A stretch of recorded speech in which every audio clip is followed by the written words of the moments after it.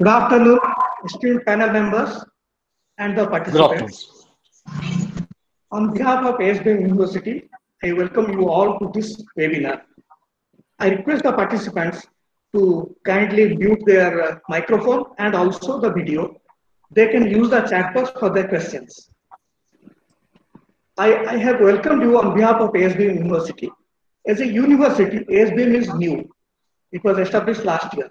But we carry a decade and a half old legacy of Asian School of Business Management. In fact, we used to conduct very regularly our conferences and seminars, but now because of this COVID situation, we have converted it to webinar, and this is the eighth in the series. SBM University, as I told you, was established last year, and we offer new-based programs. We offer traditional programs, of course, like MBA, BBA, MCOM, BCom, PhD, etc. But we also offer new-based programs like MBA in Business Analytics, MBA in LSCM, MBA Semester Abroad with the University of Nottingham, Malaysia, BBA E-Commerce, MA and BA in Communication and Digital Media. Now coming to our subject today, banking in India today and tomorrow. Banking in India is as old as civilization. And the evidence of banking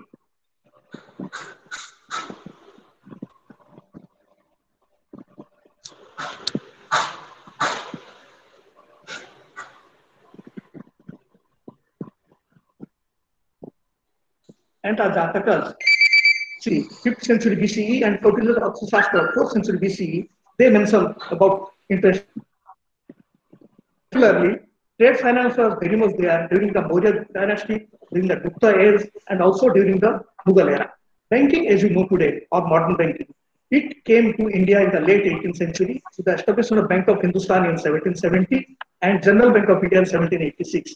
Unfortunately, both of are not there now. The presidency banks, Bank of Calcutta, Bank of Bombay, Bank of Madras, they were established in the first half of the 19th century, and we know now them as State Bank of India. India, as you know, is a vast country, it's complex in nature, and so is Indian banking. I'll give you a very simple example. We have commercial banks, we have private banks, we have public sector banks, we have foreign banks, we have regional rural banks, we have the cooperative structure, we have development banks, and added to that, we now have the new generation banks like local area bank, small finance bank, and payment bank. Indian banking, as you know, is dominated by the public sector. The 60% of market share goes to the public sector. And that is, of course, India has reaped the benefits out of the public sector banking. Banking at doorstep because of large scale of branch expansion, finance in large scale to agriculture, small and micro enterprises, financial inclusion. These you will not find elsewhere in the world.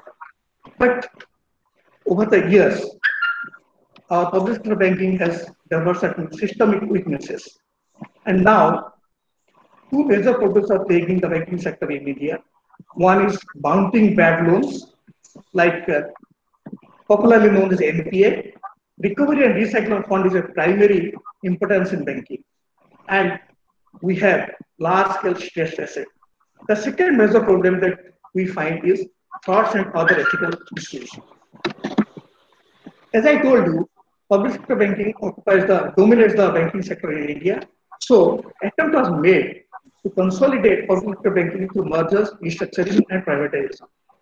You know, State Bank has been, the associate banks of State Bank were merged with SBI.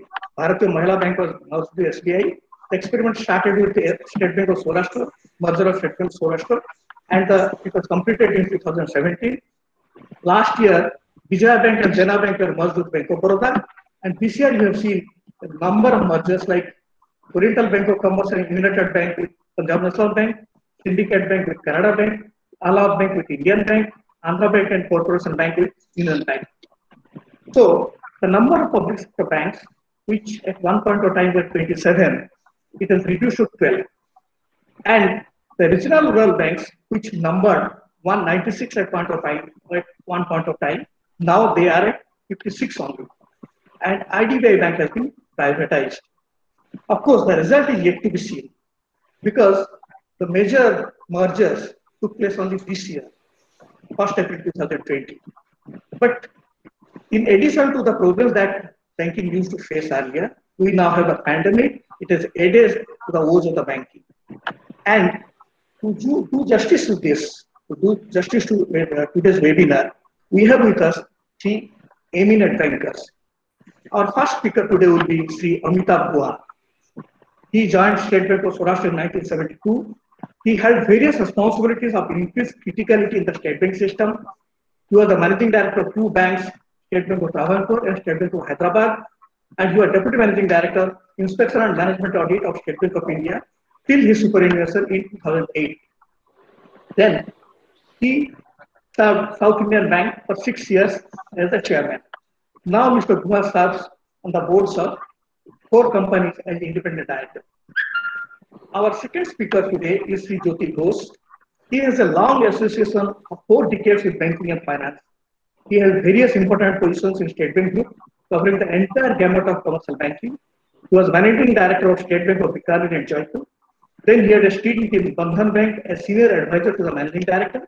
Now Mr. Ghosh is the deputy managing director of LSI Financial Services Limited. He has recently been inducted as a member of the Corporate Finance Task Force of CII. Our third eminent panel member today is Sri Yatindra Nadkarni. He has a banking career spanning long 25 years. He started with Bank of India, worked in different positions, including as Deputy Zonal Manager Marketing, shifted to Axis Bank, the third largest private sector bank in India, and worked at Priority Head, Time Head, Cluster Head, and Retail Head. Well, now he is with Equitas Small Finance Bank as Senior Vice President. So, with this, I welcome our esteemed panel members and I request our first speaker, Amitabh Guha, to present his thought on the present banking scenario and what is likely to happen after COVID-19. Welcome, Mr. Guha. Thank you, Professor Roy. Professor Roy, my co-panelists, Mr. Jyoti Ghosh, Mr. Nadkarni, and the participants online who are attending the webinar today. This is my first engagement with the ASBM after that it became the university. I have been associated with the business school for quite a while, but after it got the status of independent university, this is the first occasion I have to get associated. My congratulations to them, and I sincerely wish them all excellence in their academic pursuit in the future to come. Now, today's topic is Indian banking today and tomorrow. But I'm afraid I have to beat the mandate because you cannot think or speak of today without the legacy of yesterday.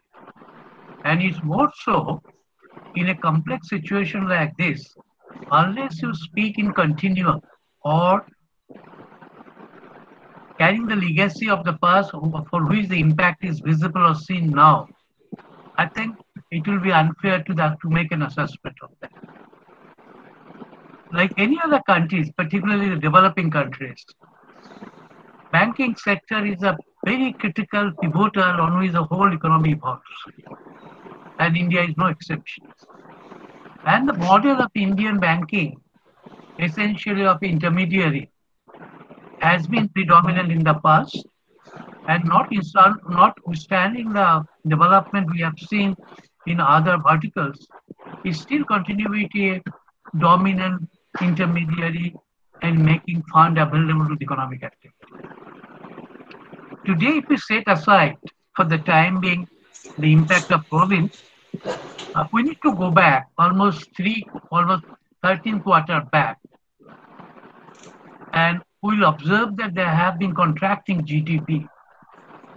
In the Q3 of 2018, we had a GDP of 8.4%, but today Q4, it is only 4.4%. That itself signifies a tremendous amount of stress the bankers are having and the banking sector as such is having. Now, under this background and the background of COVID-19, IMF has estimated that the rate of degrowth for the current fiscal for India is going to be very high. And some of the experts, including the IMF, has put their growth in negative in 2021. I personally do not believe the situation is that bad. Situation is bad, but really not that bad.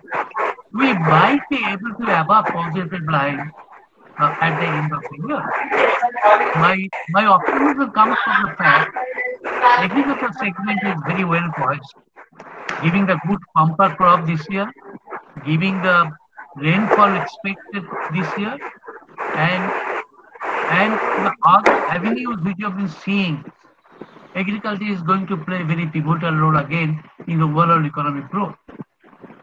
But the fact remains that there are challenges. There are huge challenges. Mr. Ghosh should be speaking about the NPA and recovery, but it will be necessary for me to give a brief profile of the quality of asset today. Now, India Rating and Research, they have said that this pandemic alone, impact of pandemic alone, is going to be a 1.65 lakh of crores of fresh addition to the NPA. And that takes a situation overall cumulative position of 4.5 lakh crore. Already our stress assets is 11% of the total debt outstanding.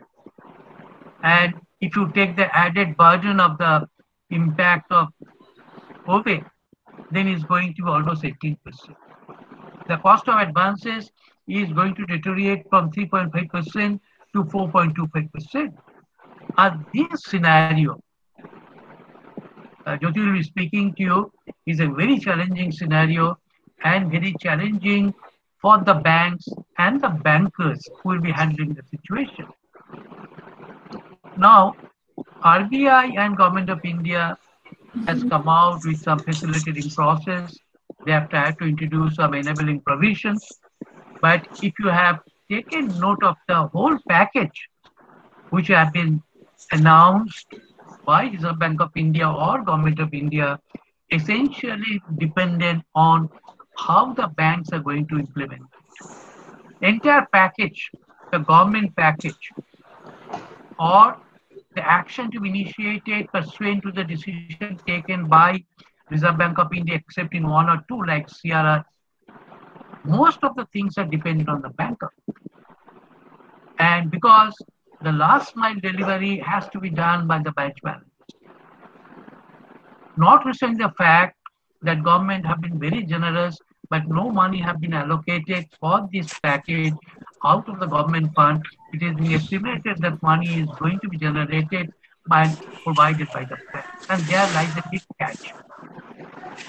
If you have a look at the experts, if you have a look at the rating agencies, there's a lot of talk about the risk aversion.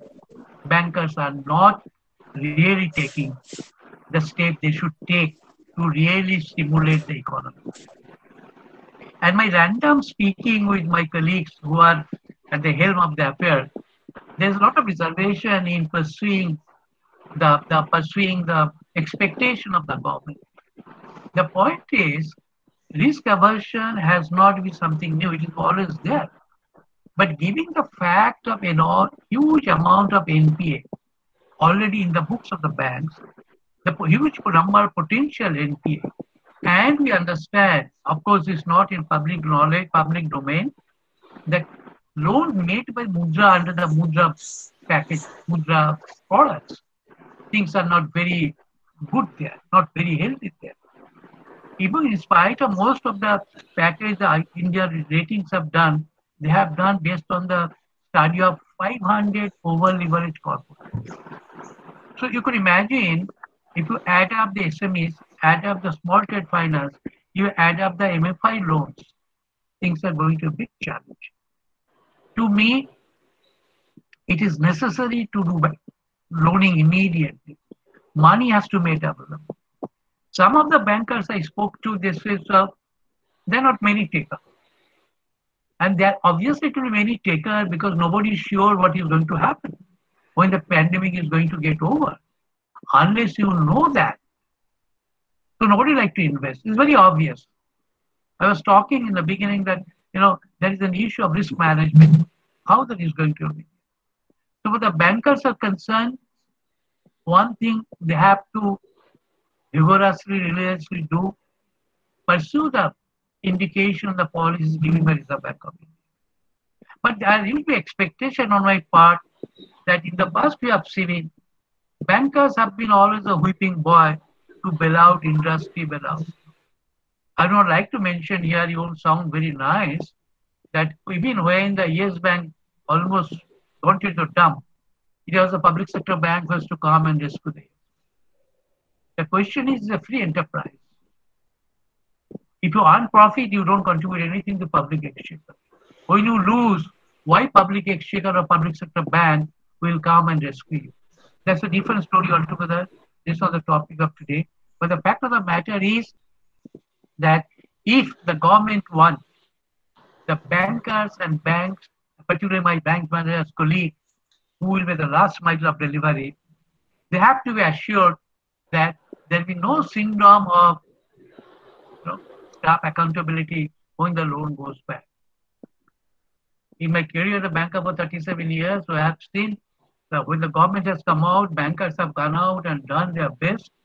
But when it comes to the account going back, it's accountable.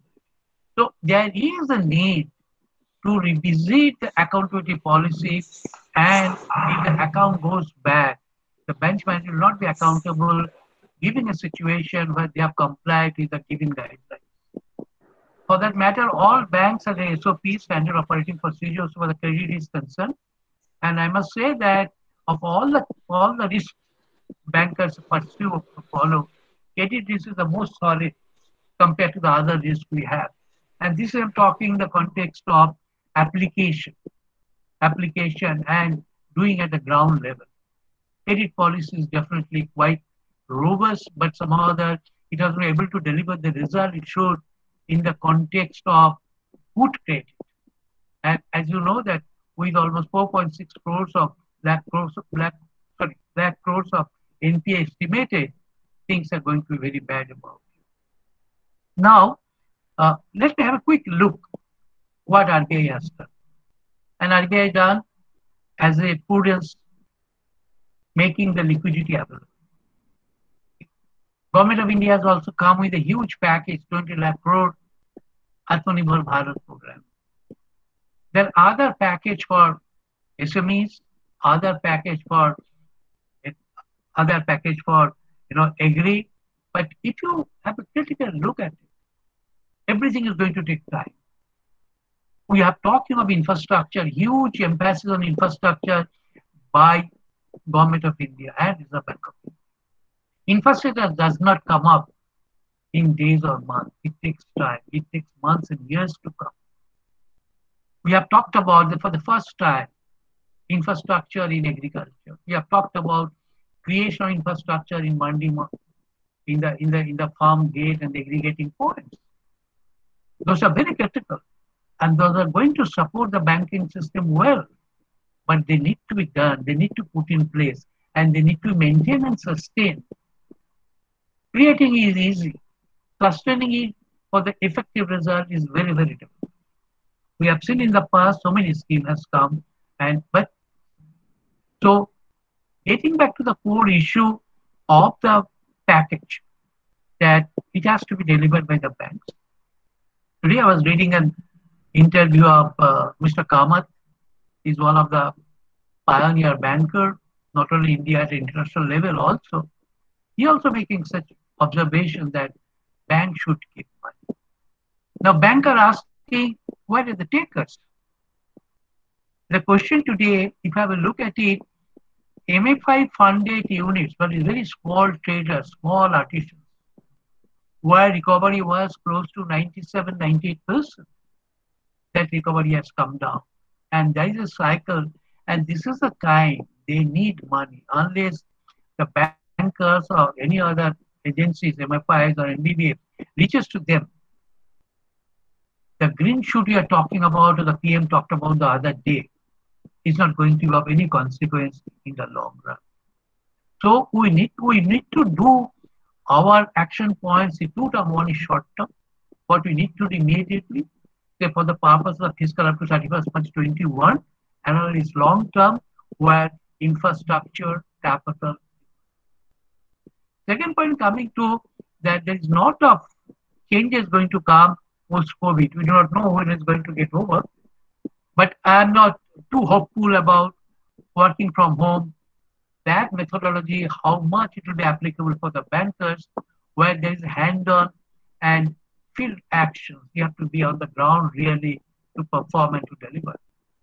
To what extent we can relocate the work to work from home, which has a potential of economy, which has potential of efficiency, but those are the matter of deliberation, and those are the matter of deliberation for long term. When I speak of long term, I'm talking of a timeline of 2 to 3 years. But our immediate need is to make the fund flow to the needy one who immediately needs it. If it does not happen, I think this fiscal possibly will end up with a negative growth as envisaged by IMF. Now, Professor Roy talked about a margin. You know, I am not a great votary of margin because of a couple of reasons. We have seen in the past, and merger should necessarily take place out of the market compulsions, not of the compulsions of government or Nirmala Sitharaman or P. Chidambaram. In our history of merger, if you have seen that either it has happened in the instance of the Reserve Bank of India, bank failed, some other bank took over. We have seen the case of banks taking place. We have seen the latest case of Yes Bank, which have been supported by State Bank of India. Okay, but the fact of the matter is that unless the market forces catalyze the merger, that merger never become commercially successful. Let me give an example to you. My own bank, State Bank Group. State Bank Group got merged in in April 2017. Two more banks, Associated Bank, got merged earlier. One got merged earlier, the State Bank of Saurashtra got merged in 13th of August 2008. Subsequent to that, State Bank of Indore got merged. But major portion of Associated Bank got merged in April 2017. Now, pre-merger period, State Bank of India and Associated Bank put together had a market share close. Initially, it used to be 28%. Slowly, it came down to 26%. But I understand that as of now, the latest position is that State Bank enjoys 25%, 24% of the total liability and 25% total credit after almost 2.5 years of merger. In spite of the fact that there had been a planned structure, closure, or rationalization of 2,500 branches since April 2017. And pre-merger of Associated Bank, 3,000 employees took DRS. And that has not really facilitated, enhanced broad-based the profitability of the bank. Of course, there are reasons of NPA, which have really, impacted whatever the positives have been done in the State Bank pre-merger. Now, getting to the merger of State Bank of India, there was a common IT platform. Though there are certain sort of, customizations made at the individual banks level, but overall platform was much uniform when you compare to other nationalized banks which are going to get merged now, number one. Number two, State Bank of India being a single bank now, are leverage more faster, more broad-based way, all the developments taking place. Yeah. Sorry for the interruption. Okay. Thank you. Give me 2 minutes, I'll come back. Give me 2 minutes, I'll sure. Thank you. To give me 2 minutes.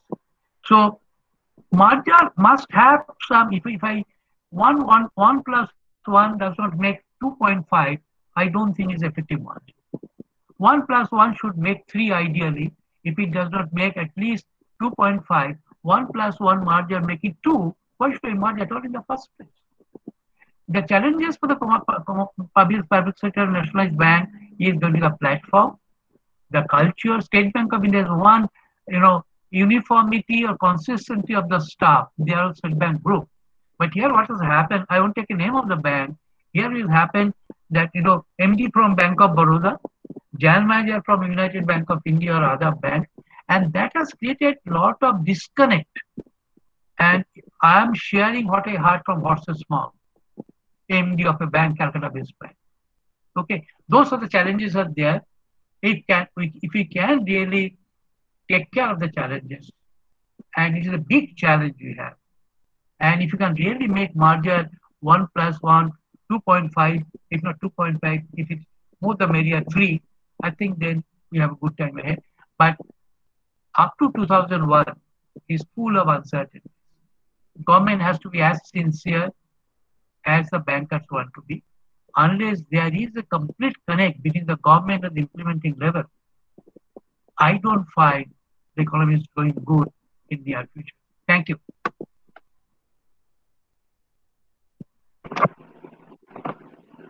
Thank you, Mr. Guha. Thank you very much for a lucid exposition. NPA, we know, is a very critical issue for the banks. And now the banks are under greater stress due to COVID-19 and the moratorium on bank loans for 6 months. I'll give a simple example.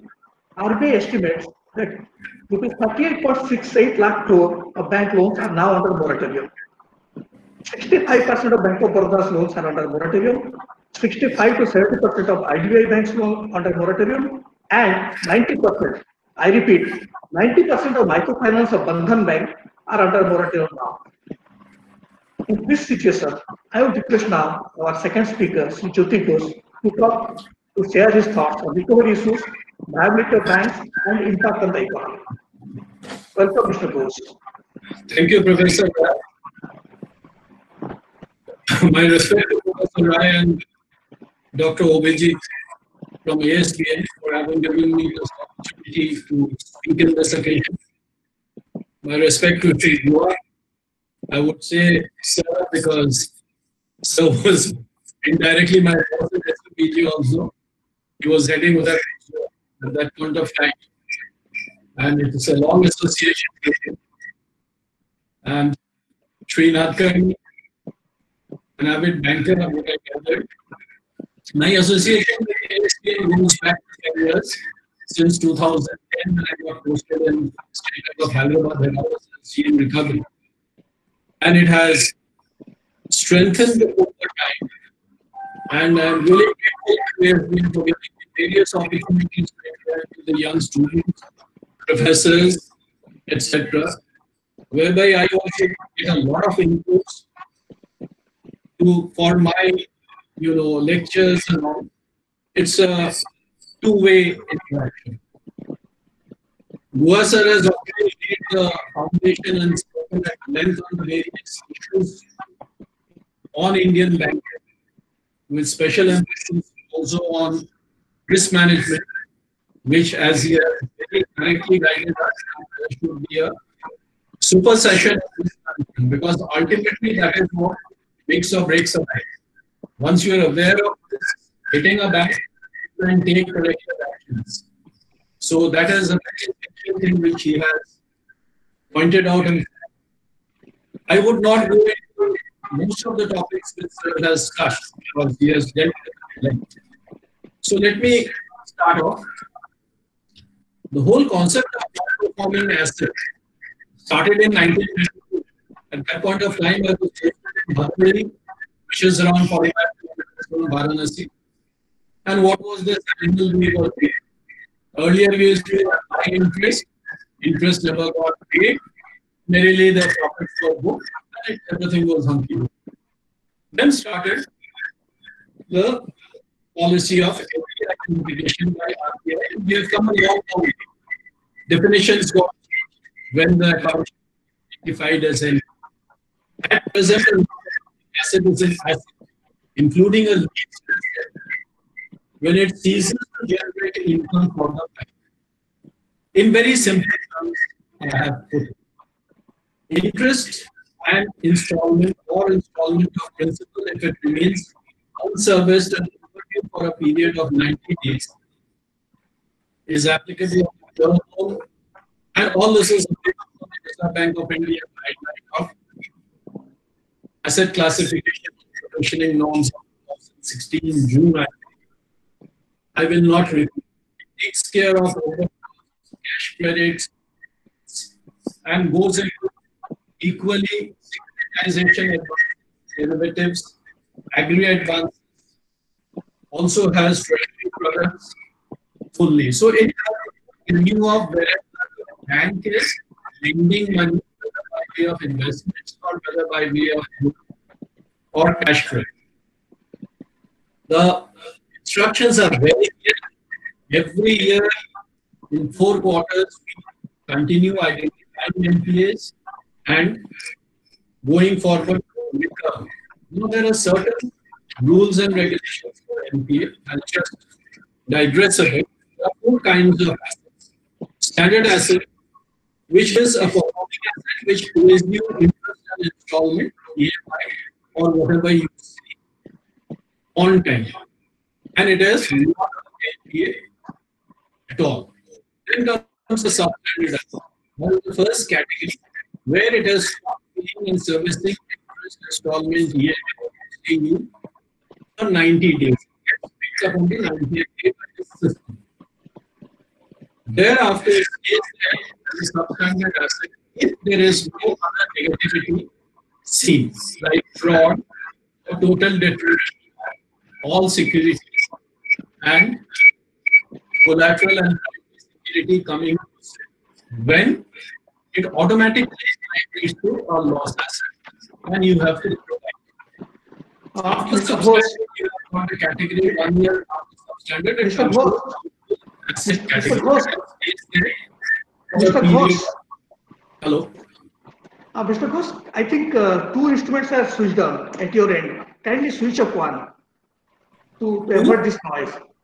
I think 2 laptops or 2 instruments have been switched on. Kindly switch off, mute the mic of one.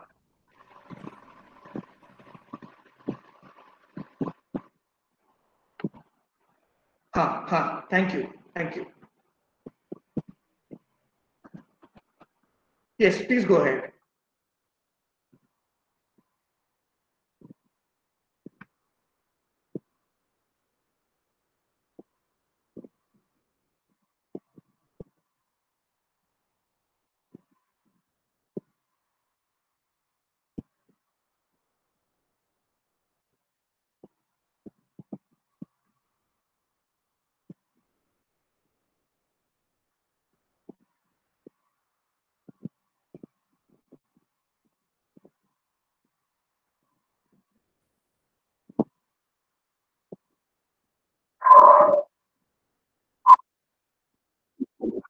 Kindly unmute one of the microphones.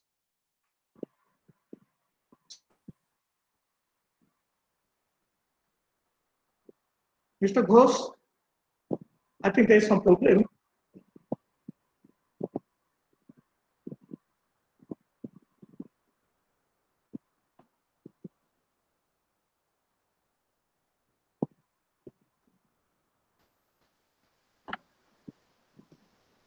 Hello. Ghosh sir. Ghosh sir. Please Unmute your microphone.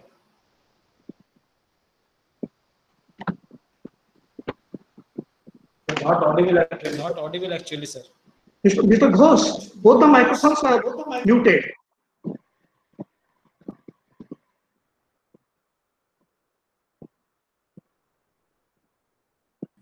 Now is it okay? Yeah. Now you are very much audible. Now only one mic is on. Yeah, please go ahead. This thing open, I switched it off. Sorry. Thank Now coming to doubtful assets all over again. It has got a 3-year tenor. The asset continues as a doubtful asset for 3 years.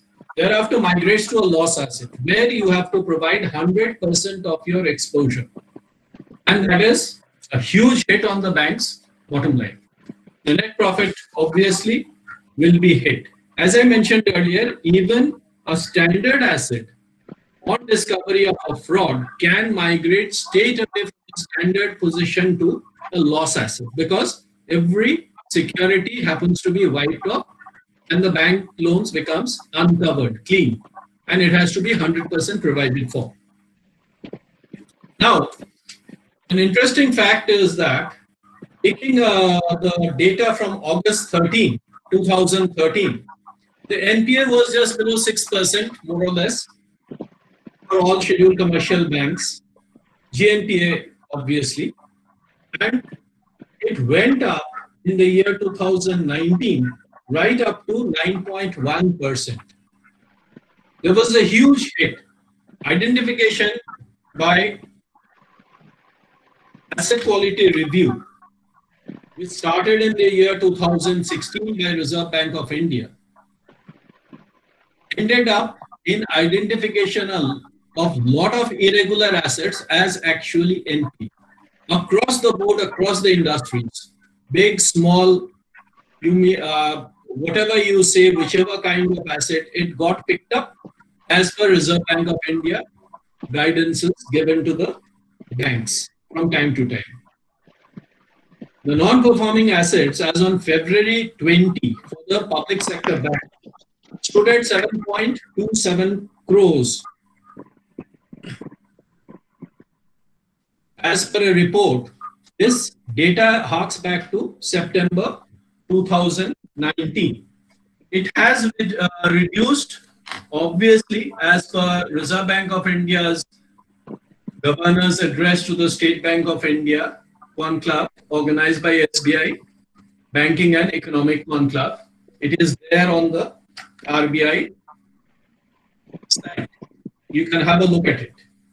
Now, the extreme rise in NPAs obviously set in motion a lot of things. The foremost thing of significance was the corrective action plan started by Reserve Bank of India to provide the banks with an opportunity of coming back to be a lending bank again. A lot of lending was stopped. A lot of investment was stopped. Actually, I would not be wrong if I term it as a phase of narrow banking, in which a bank in trouble can only invest in government securities, which are gilt-edged and 100% safe. I think around 11 banks were identified for corrective action plan. Many banks, after the identification, were called to make a presentation to Reserve Bank of India, the central office, and they were guided that how they should manage their balance sheet and address the recovery of loans which had gone bad to bring back the banks into profit. And I think 4 banks had come out of the corrective action plan. This happened over a period of 1.5 years to 2 years. Now, there was an easing of non-performing assets over a period of time because of a lot of stringency. And last 3 years, the level of GNPA slowly came down. Now, gross non-performing asset of the bank, it started coming down also because of the start of insolvency and bankruptcy code, the NCLT as we casually call it. There were settlements in NCLT. I'll just go there straight away. More or less, number of cases were 7,548, and as on March 2020, top 6, settlements were Bhushan Steel, JP, Electro Steel, Amtech, Monet Ispat, and the cherry of the thing was SR. SR was an exceptionally good settlement, and 42,000 crore of recovery was done for the banking system as a whole. State Bank of India, if I'm not mistaken, recovered a sum of 12,000 crore. And this happened, I think, just before the March closure. So NCLT came in and over 7,500, 600 cases were lodged. Then what happened? Another hit. While the NPA was handled more or less, or rather how to handle it was decided, progress, slow but sure progress was happening, recovery was happening, we got hit by COVID, which put a huge spanner in the work. COVID, I'll come again later, but what happened that it also had implications on the NCLT, new admittance of cases. Already referred cases which were not admitted will be admitted, but new references will be stopped for the next 3 to 6 months, depending on what the government finally decides. At present, it is stopped. You cannot admit new cases or refer new cases. Old cases which are waiting for admittance, which have already been referred to, will be admitted slowly. But the whole effect on COVID, one is admittance for resolution. Second is the lockdown, etc., which is hampering resolution because you don't get meetings, you don't, there are certain things which you need to talk face to face, which is not happening. Our company LSI Financial, that is the flagship, we have got a LSI resolution company as a fully owned subsidiary. Now the thing is that we are waiting for resolution to happen, admissions to happen, for meetings to happen so that we can take things to the logical conclusion. There we have a huge question mark, even though things have started again, but to gain back momentum, what we left behind before closure, before COVID, it will take a bit of time. Coming back to Reserve Bank of India dispensations, June 2019 was a watershed decision of RBI. They did away with all the other resolution processes of NPAs. CDR went for a 6-year. Whatever was there, they said, sorry, everything stands withdrawn. Now we have one-time settlement. That is, if you have 100 rupee outstanding, you go to a bank, you prove to them that you cannot give more than 50 rupees, bank accepts, you pay 50 rupees, you are given a clean sheet. Your slate is clean. Then comes restructuring. For viable units in all kinds of industries, popping in a bit of cash with some capital being thrown in by the promoter director, certain tenors being tweaked. If a restructuring can happen and the company be brought back to be a performing asset, that is still on. Thereafter, the banks are permitted to sell to asset restructuring companies as well. ARCs buy the asset, they either sell it after a 2-year wait or they can run it with the help of some promoter till they find a market to sell it. All the rules and regulation of Reserve Bank of India, I cannot quote for paucity of time, and they are quite, exhaustive. IBC, I have already mentioned that IBC was slow in starting, but the recovery rate of NCLTs, was always a question mark. Average recovery hill, moves between 18% to around 25-30% of the total exposure of a bank. Therefore, some of the banks nowadays prefer one-time settlement or sale to ARCs where they obviously find a better price and they can, get back some more rather than, write off 70%, 75%. Now, I'll just quickly sum up with COVID. COVID-19 has been termed as a black swan event. This black swan event was, popularized by Nassim Nicholas Taleb, a finance professor and writer and former Wall Street trader. What happened? Everything what was not supposed to happen happened. Industries closed down because of labor issues.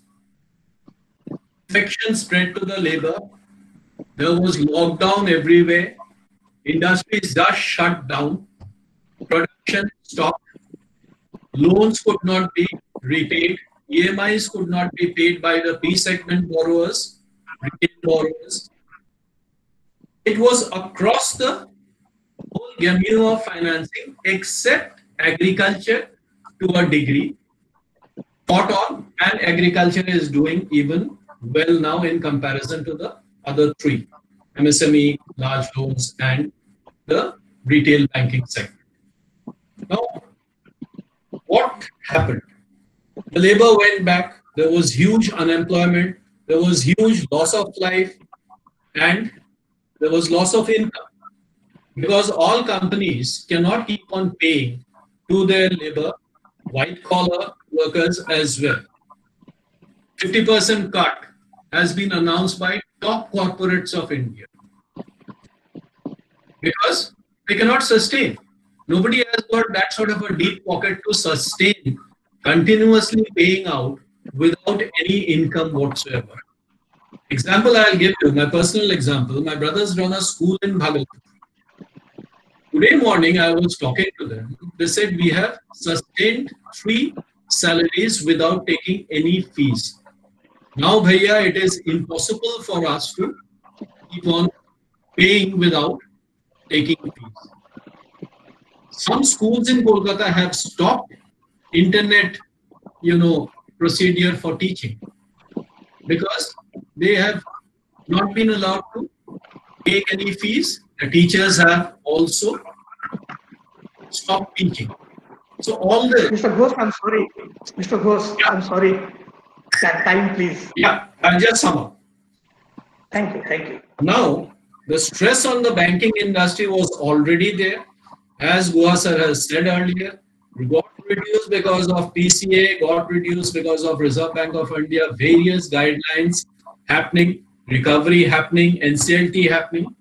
Unfortunate, COVID again put the clock back to a large degree. And COVID will not only, add in large loans, NPA and all, it would drill down to retail banking. Simple housing loans will also start going back after the 3-month and 2-month or 3-month extension because people are without income.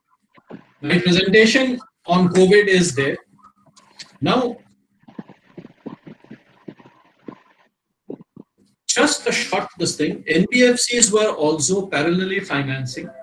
NBFCs had a huge bad time because of ILFC. Liquidity was in real short supply. Banks were not interested in taking an exposure on many of the NBFCs. That triggered repayment problems for NBFCs. Reserve Bank of India has come out with, I think, a total of 75,000 crore of assistance, liquidity schemes. They have made it available to NBFCs. But the impact of NBFCs again would be bad because of the COVID virus and the loans actually not coming back. You cannot keep on pushing in money without return of money. That's the one-way street. So the faster the resolution of the COVID problem is done, the faster the banks and the NBFCs start earning income, getting back the loans as per scheduled installments and EMIs, the faster the economic system will settle back to near normal. I presume, it's a guess, it would take another 6 months to 9 months for things to go back to pre-COVID days. Thank you.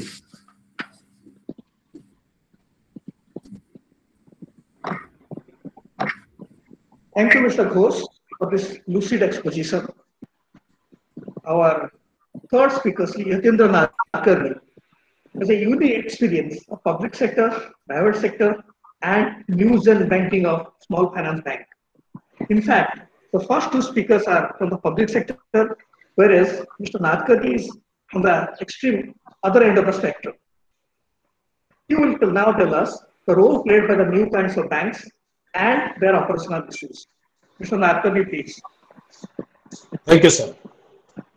So, Guru Brahma, Guru Vishnu, Guru Deva Maheshwara, Guru Sakshat Para Brahma Tasmai Shri Guru Namaha. Sadar Naman to my banking guru, one of my banking gurus, who is here right now. Yes, Vice Chancellor, SBM, Professor Kalyan Shankar Rai sir. My regards to Guha sir and Ghosh sir, and would like to thank for enriching deliberations. Fantastic. A lot of learnings, in fact. And thanks to all participants as well. So I would like to start with one quote that the change is the only constant thing in the world. Change is inevitable.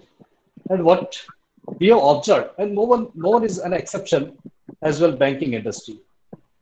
In fact, if you just start with pre-nationalization era, in fact, sir has spoken about banking history as well. Am I audible? Am I audible? Yeah. Yeah. So pre-nationalization era, then nationalization of the banks, then RRB, then new private sector banks like SDFC, ICICI, UTI, which is now Axis Bank and all, and now, Payments Bank as well as Small Finance Bank, local area banks. Yes. Before coming to the role, I would like to speak about some challenges which actually earlier speakers have spoken about. There are a lot of challenges with this pandemic, but at the same time, I'm somewhat optimistic, always optimistic. That's why what I feel, every challenge always comes with some opportunities. Yes, there are a lot of opportunities also in future. This is one dark night, which will be followed by a bright day very soon. In fact, let us keep the hope. So right now, the question is, as far as the role is concerned, so the role of Payments Bank and Small Finance Bank is concerned. So these banks came in existence because of one very known committee on comprehensive financial services, which is led by Mr. Nachiket Moore. So comprehensive financial services for small businesses and low-income households. So somewhat on this basis, on the basis of recommendation of this committee, actually, these banks came into the existence.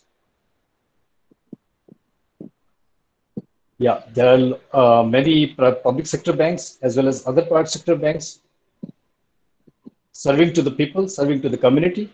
But at the same time, there is a need of a small finance banks and payments bank because these banks are coming into existence with a better technology with focus on low-cost operations.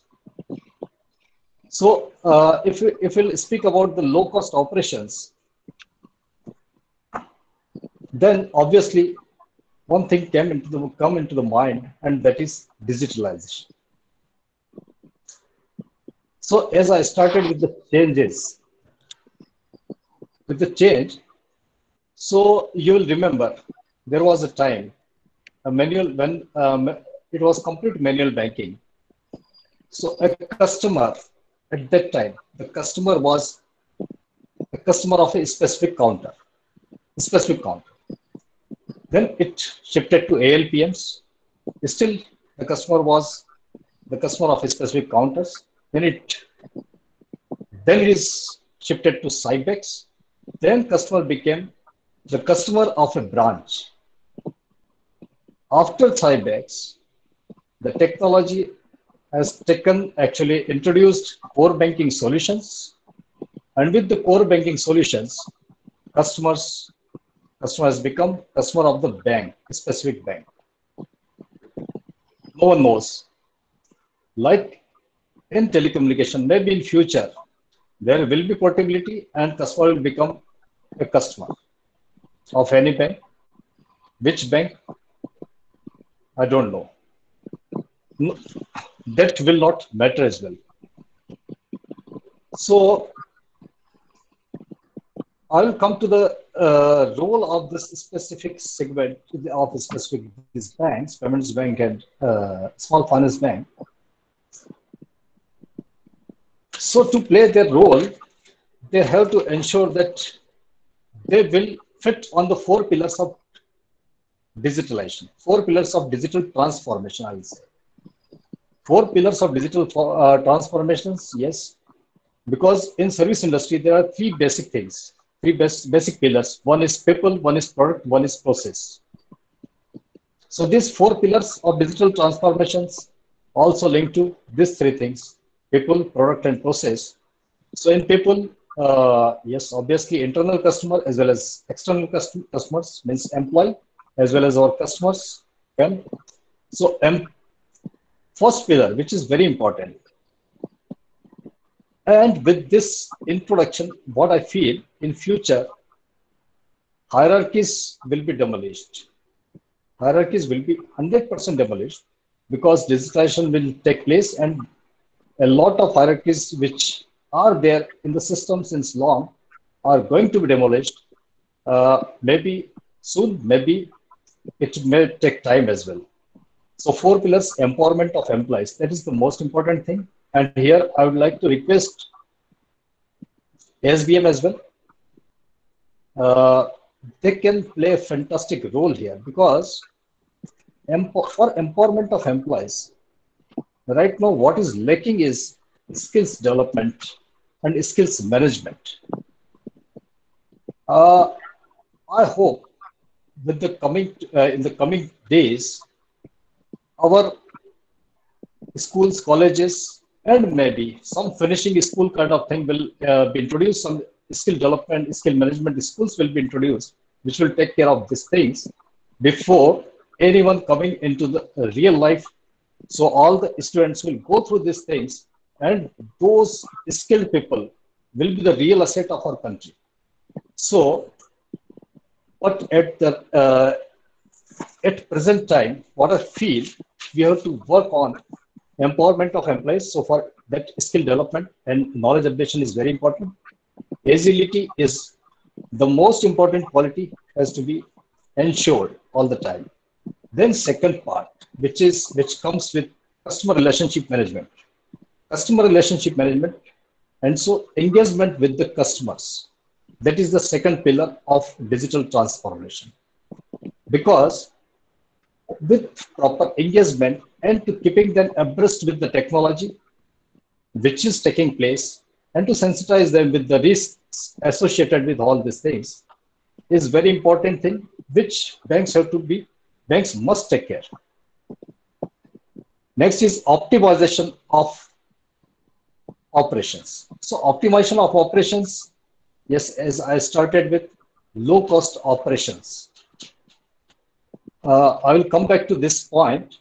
With this low cost operations and digitalization, one important thing which come into the mind of a banker, like specifically I'll speak about small finance banks.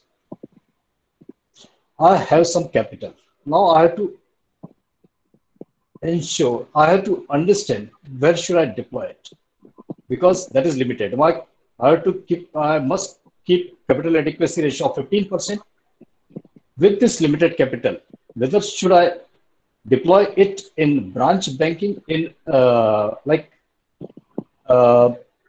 for bringing more branches, or should I deploy it in the digitalization in technology? Because at the time, along with the technology, a lot of risk also come into the system, and to mitigate that risk, I have to again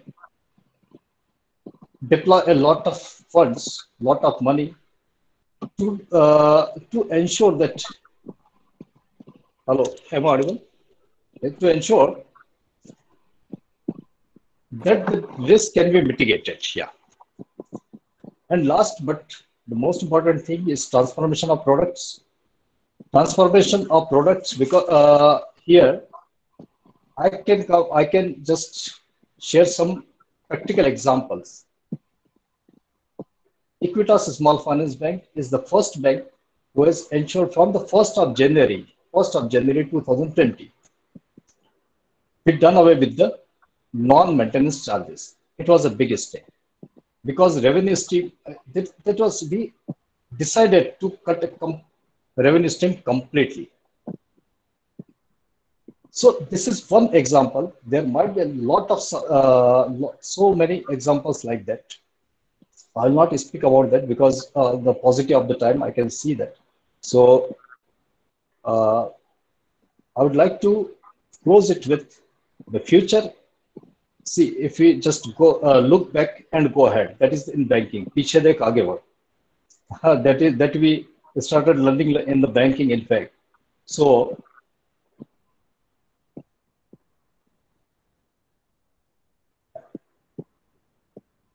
hello. Yes, Yes, sir, you're audible. yes, sir, you're audible. You're audible. You're audible. So if we look back, we can see a lot of changes. And now with the digital, we have to ensure we are up, we are going ahead with the proper technology, and at the same time to ensure that there is a proper risk mitigant, because we have to take care of privacy of data, secrecy of data, and encryption as well. So looking at the paucity of time, I will stop here and would like to thank all of you. Thank you, sir. Thank you, Narkadi, Thank you. for practical examples that you have given. Now we'll come to the question and answer session. We have received a number of questions, and so our first question goes to Mr. Guha. In fact, there are two questions. The first one is, how will COVID impact private banks and RRBs? And second one is, can merger of banks result in a reduction in NPA? Mr. Guha, please. Well, let me take up the second question first. That is NPA. It really does not. It really does not. Merger does not automatically ensure the quality of the assets. Okay, and you must appreciate a point. There is a period of incubation or period of stabilization when a merger is taking place. Suppose, State Bank of India, when took over what was State Bank of Hyderabad, State Bank of Hyderabad, huge amount of NPA. And those are the accounts continued for some time. Only thing, what happens is, if the stronger bank is there, they have the capability to sustain capital adequacy and profitability part of it. So merger per se does not automatically improve, but it facilitates to sustain and improve it over a period of time. Now, second point is, and if you have a look at it now, Central Bank and Dena Bank that got merged,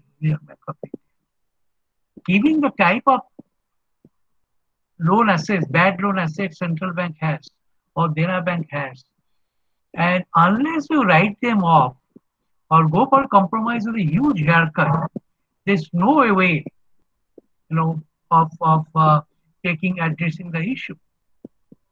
Mr. Ghosh talked about NPA coming down, but the question is, if you have a look at it, 17, 18, 19, particularly 16, 17, 18, the type of compromises the bankers did, the amount written off by your haircut is a huge, thousands of crores.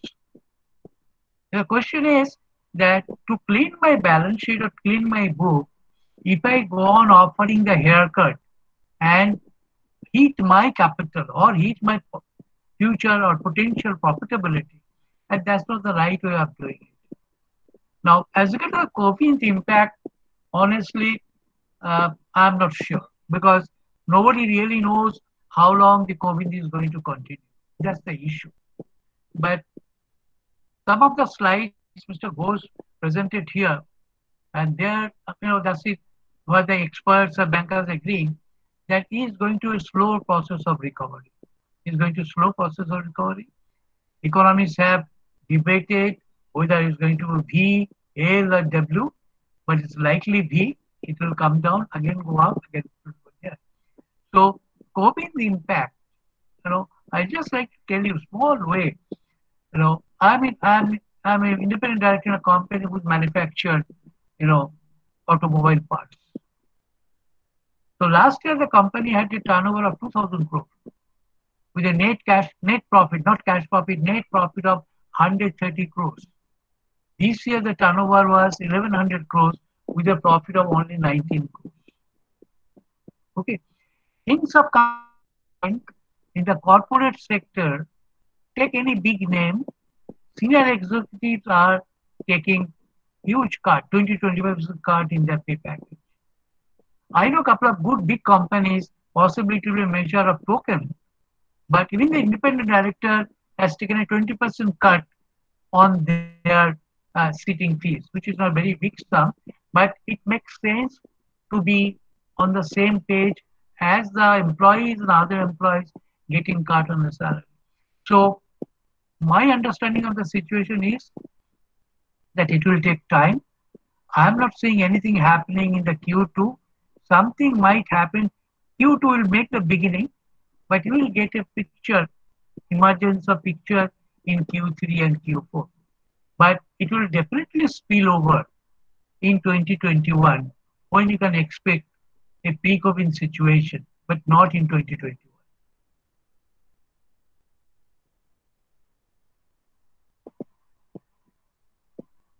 Yes, Mr. Roy?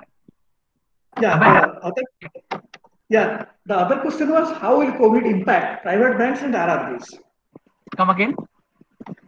How will COVID impact private banks and RRBs? Is there any difference compared to the commercial banks? I mean, COVID has been very democratic. We do not spare anybody. You know, Amitabh Bachchan has, my rickshaw has also impacted positive. So impact will be very democratic and uniform. But you have to appreciate that large banks and private RRBs have a limited financial muscle. If the impacts will be much higher compared to other banks, but given their portfolio, nature of portfolio and activity, I feel that impact will be recoverable and they will be able to recover much faster than the larger private sector banks. Thank you, Mr. Gula. Thank you very much. Welcome. Now we have two questions for Mr. Jyoti Ghosh. The first one is, we all know COVID has adversely affected the employment situation. There is no money in the hands of the people, which leads to low consumption. It leads to low market demand. You will not have any incentive to produce.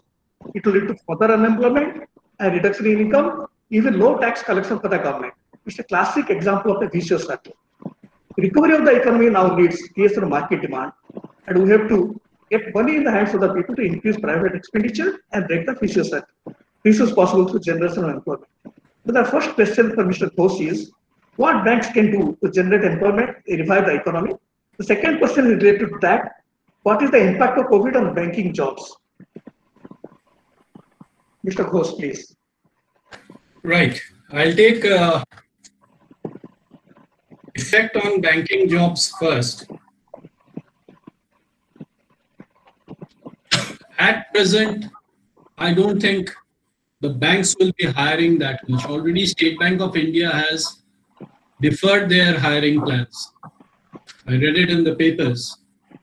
And especially after merger, what has happened before merger, 5 associates. After the first phase of mergers of State Bank of Saurashtra and Indore in 2009 and even before. Thereafter, it took a long time for the other 5 of the associate banks to be merged. But the situation, if you recall, say you take Fort, PM Road, Bombay. All the associate had branches. SBI had 2-3 branches across various corners. So after merger, SBI was saddled with 8-9 branches within a radius of 1 kilometer. Now that they have already reduced. Staff is already excess because branches have been shut down or merged with the SBI branch. It has happened in Kolkata. I presume it has happened in Bhubaneswar, but Bhubaneswar had very little of associate banks presence. It has happened in the south. It has happened in Patna. It has happened in Kolkata. Various of the branches which I had inaugurated have been shut down. 4 of them in Kolkata. Because merger has demanded this. The same place you have 4 branches, you cannot keep on sustaining all 4. Business will also not sustain. So merge staff excess, staff as well as officers. So that is one reason why largest recruiter in the banking system, that is State Bank of India, will definitely not recruit.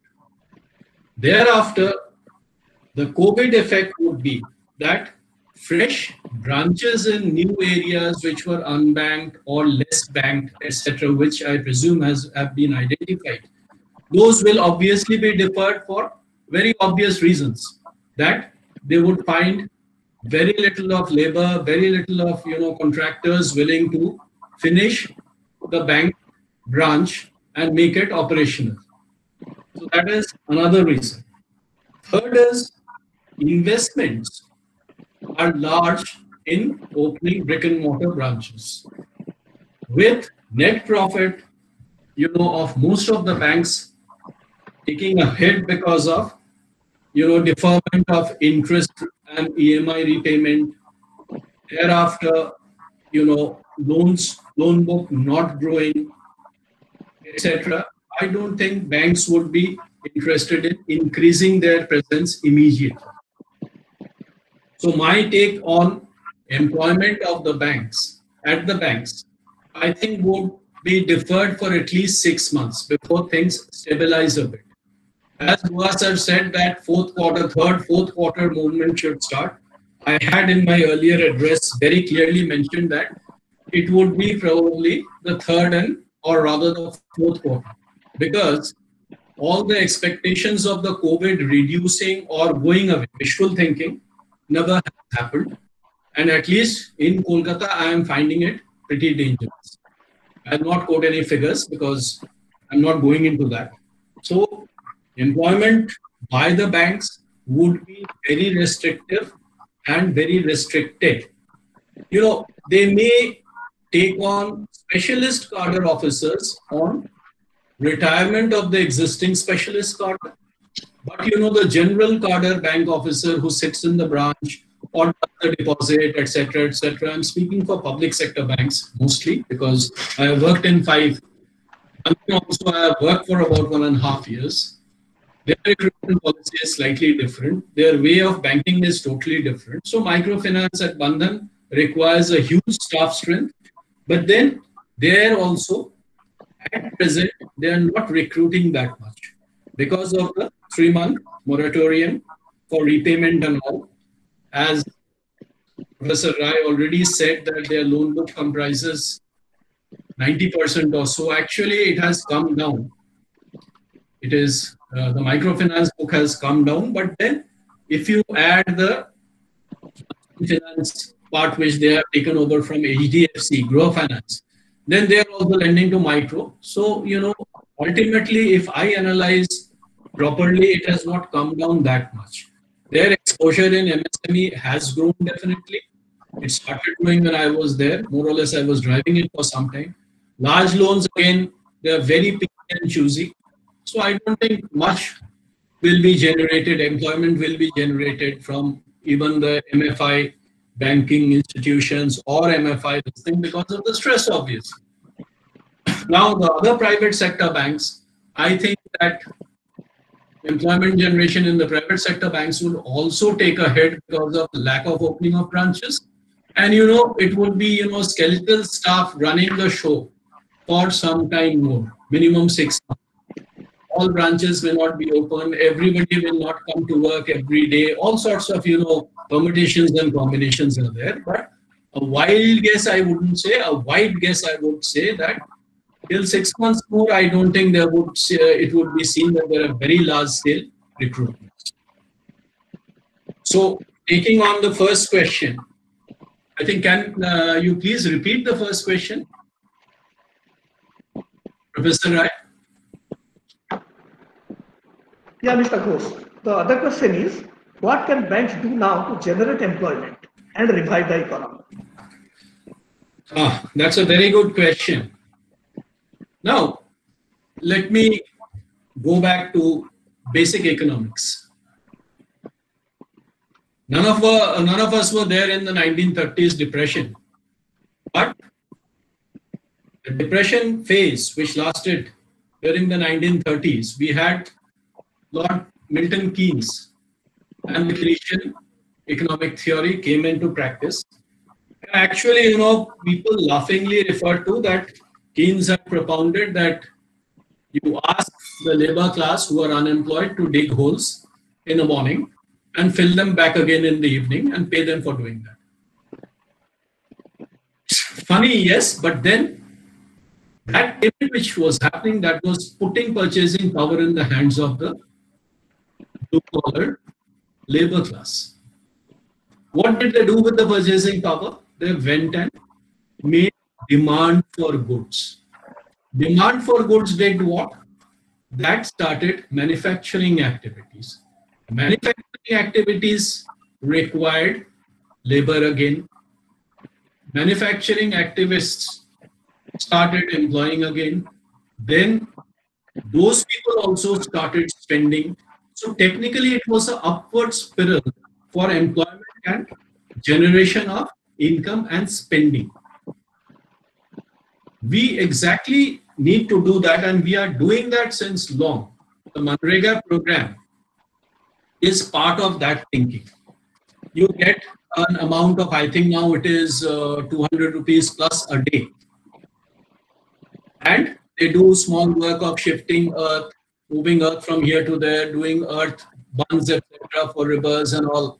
But ultimately, what happens, it is putting purchasing power, but in a very limited fashion. Right? Skilled and semi-skilled, all are not being employed, especially when all the industries are shut.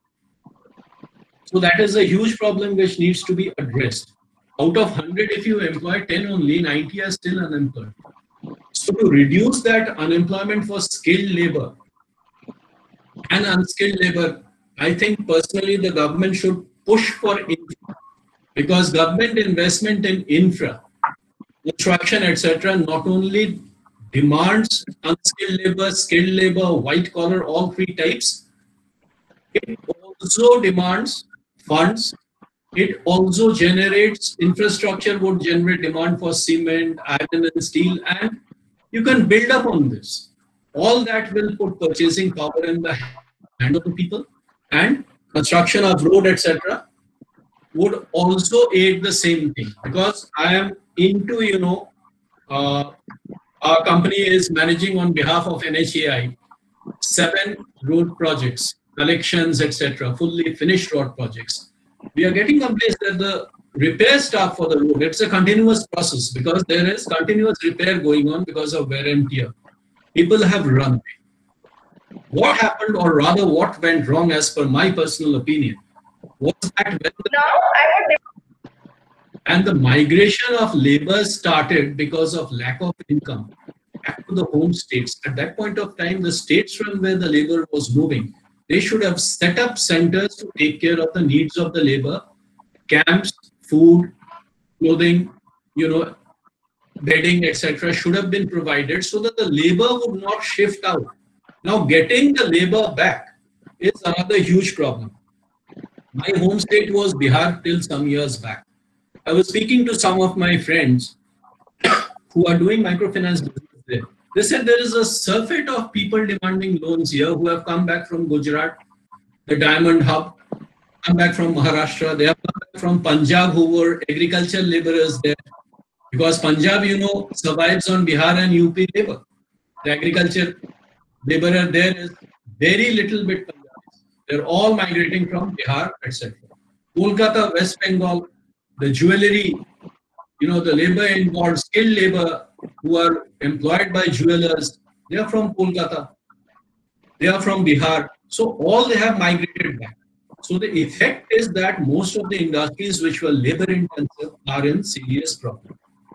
This matter, what you ask banks, we can, do lots of types of loans, 20,000, 50,000, etc., etc. But the main driver would be the large-scale industry and mid-corp, who actually generate employment, getting them back the infrastructure construction, and wherever agriculture laborers have fled, they need to be supported. Small should put loans of 50,000, 70,000, etc. are not going to go a big way. It's not going to generate income. It's not going to do much. You need sustained income to go forward. Another point I'll touch here, that people expect that continuous lowering of the interest rate will obviously generate loan offtake. It doesn't happen. I recall I was chief dealer of SVBJ, Forex dealer at the point of time in 1998-99. Japan kept on reducing interest till it reached a low equilibrium level. You cannot keep on, going down. People will not take. It's like, getting satiated. You love rasgullas, you have one, you have two. Can you have 30, 40, 50? It doesn't happen. You need to think out of the box and do something very, very seriously. Today I was reading FICCI's, column. They were very, very, pessimistic. They said March 21, the GDP growth rate will be negative at 4.5%. Even Mr. Shaktikanta Das lecture at SBI, he also has expressed doubts about the growth rate. But if COVID, and let us take what Sir has said, that COVID is not going to spare anyone, and neither is it going to go away so soon. It's a way of life. It has become a way of life. We will have to live with it. And to live with it, we need to innovate and ensure that the growth is driven not from chut-put advances, but sustained growth is generated by large-scale industries, government investment.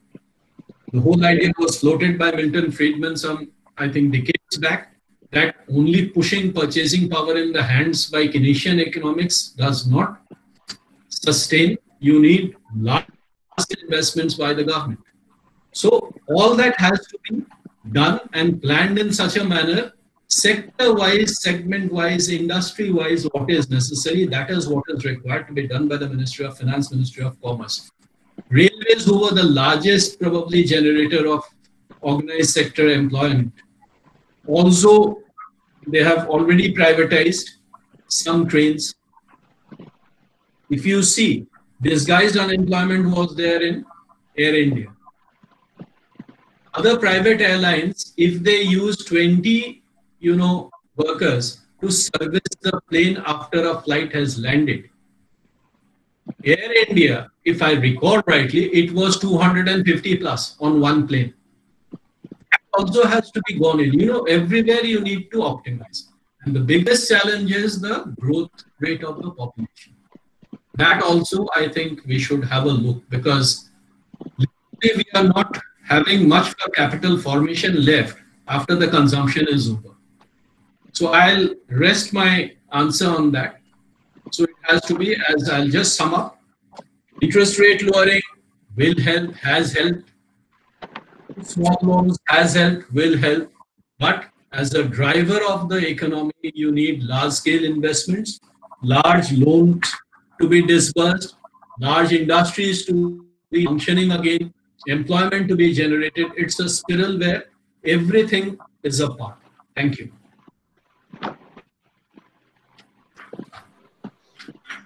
Succinct explanation. Now I come to Mr. Nadkarni, Yatindra Nadkarni. Now, brick and mortar banking has taken a backseat now during the pandemic due to lockdowns and social distancing norms. So, the question for you is, how banks are coping with this situation through use of technology, introduction of apps and automation? Well, so the question is whether brick and mortar banking has taken a backseat now during the pandemic. So what I feel, not in the pandemic, in fact, brick and mortar has started taking backseat maybe almost 5 years back with the introduction of apps as well, and yes, wallets, So I have some data for the proof. There is a proof, in fact. I can just share some data as well. Yes, in India it started down, but in Europe, since 2016, almost 9,000 branches are closed. Though bankable population is same, people using banking, uh, they are they are doing banking of transactions using banking system are the same, actually increased, but branches are decreasing. At the same time, there is a study of Boston Consultancy Group that nowadays 84% of American bankable population is not going to any bank branch. They are not going to any branch. They are doing all banking through their apps. So in India as well, a big example, Paytm.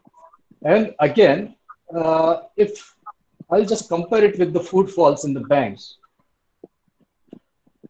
it is, as of now, decreased to one third of what it would have been in 2015. So footfalls is already decreased by almost two-thirds. There is a big proof. So now, how banks are coping with this situation through use of technology. So I'll come to that point, and that is very interesting. Here again, there are very interesting facts. Yes, pandemic is, I can, I can say, it's blessings in disguise in a way, in a specific way, because it has been accelerated already, digitalization in the banks. It accelerated like anything. I will share some examples, some data, not exactly data, but some examples of what we did in Equitas Small Finance Bank. So Q4 of any financial year is always the highest business for any bank. Maximum business is done in Q4. What number of acquisitions we did in Q4 2019-20 through our old system, through maybe TED banking, through face-to-face interaction and all, is maybe X figures, maybe X numbers. Now in Q1 of this, due to this pandemic situation, we have come up with some product innovation. We have come up with a special product that is known as Selfie, where we are sending, like our team members, our employees are sending some link to the customers, to the prospects, to the prospective customers, and they can open account using that link, because now KYC can be done. It is also digitalized. Aadhaar is there, PAN card is there, and IT department complete data is also on the system, that is online available. So we can open account online. That is Selfie through the link. So if we open, maybe in Q4, we open X account, we open X plus 40% of X. It means almost 40% up delta in Q1 of 2020-21 through Selfie specifically. And again, to adapt with the Selfie, because with Selfie we can open the account, but we cannot allow them to transact beyond 1 lakh. We cannot allow those customers to transact beyond 1 lakh without doing complete KYC. So now we have come up with video KYC as well. So Selfie plus video KYC, complete acquisition can be done without any face-to-face interaction. So these are some interesting facts, and what I feel, this is the future as well. Thanks a lot.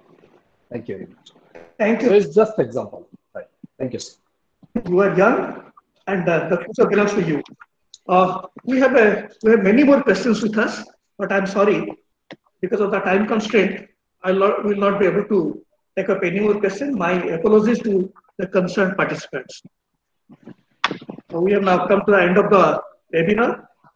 It started off very well with Mr. Guha painting a graphic picture of the banking today and what is likely to happen tomorrow. He made 3 important points. One is merger poses great challenges to see the effectiveness. Second one is COVID or no COVID.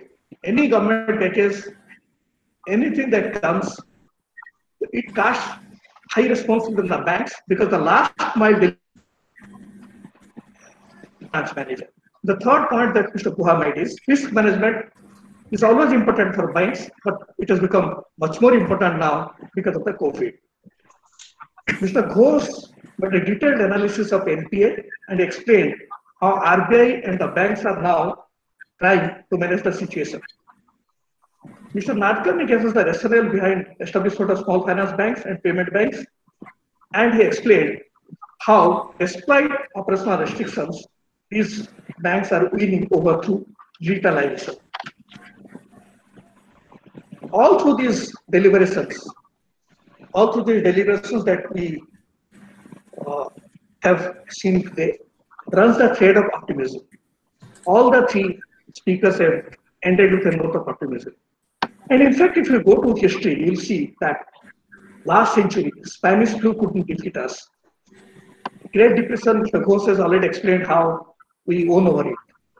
World War II, yes, we have gone through it. The global financial crisis of the last decade, this many of us know, we have seen these things.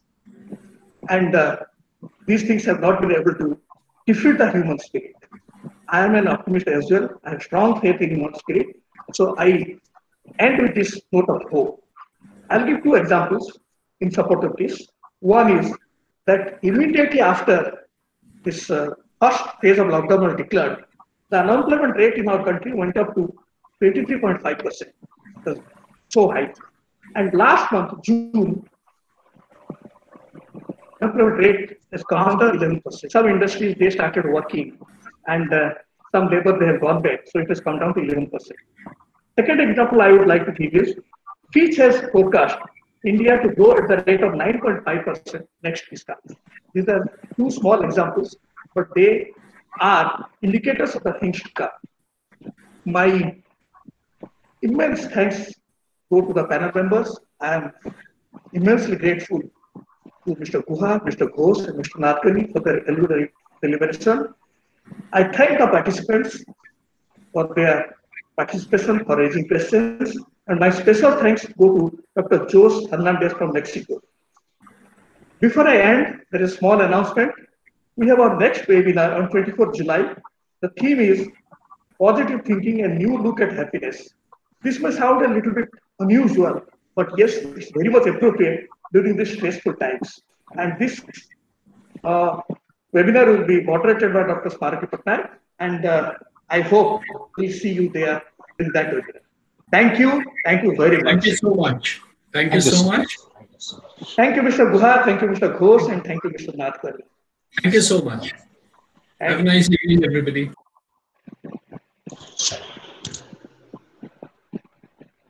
Yes, thank you.